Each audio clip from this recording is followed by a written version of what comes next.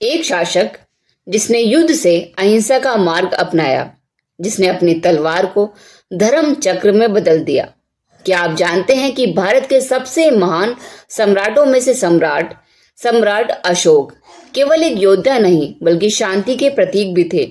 आज सम्राट अशोक जी की जयंती पर हम जानेंगे उनके जीवन की वो कुछ अनसुनी बातें जिन्होंने इतिहास की दिशा को बदल दिया।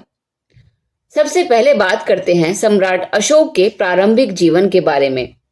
सम्राट अशोक का जन्म 304 ईसा पूर्व में मौर्य साम्राज्य में हुआ था।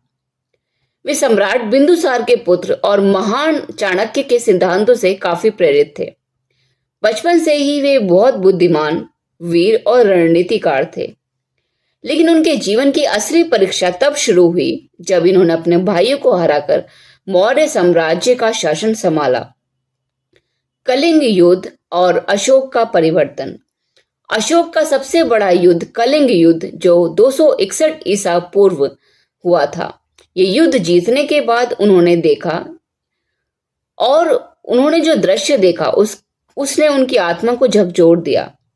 इन्होंने देखा कि उस युद्ध में हजारों लोगों की मृत्यु हुई, हजारों महिलाएं विधवा हो गईं और अनाथ बच्चों की चीखों ने अशोक के दिल को बदल दिया।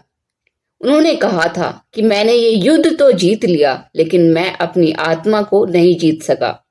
और यही वो मोड़ था जब अशोक की जिंदगी पूरी तरह से बदल गई। यही वो दिन था जब अशोक उसके बाद सम्राट अशोक और चक्रवर्ती सम्राट अशोक बने।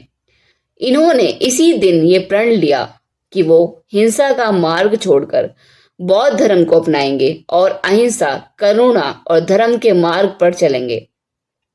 इस दिन के बाद सम्राट अशोक की जिंदगी पूरी तरह से बदल गई। सम्राट अशोक का योगदान और उनकी महानता। सम्राट अशोक सिर्फ एक राजा नहीं थे बल्कि ये एक विचारधारा थे। ये क्रांतिकारी थे। इन्होंने बौद्ध धर्म को अपनाया और उसका प्रचार और प्रसार किया। इन्होंने अपने पुत्र महेंद्र और अपनी बेटी संघमित्रा को बौद्ध धर्म का प्रचार और प्रसार करने के लिए श्रीलंका भेजा। सारनाथ और बौद्ध स्तूपों का निर्माण कराया। धर्म चक्र को अपनाया जो आज भारत के तिरंगे में भी मौजूद है। अशोक के शिलालेख और अभिलेख जो आज भी उनकी महानता की गवाही देते हैं। इनके शासन को धम्म विजय यानी धर्म की जीत का शासन भी कहा जाता है।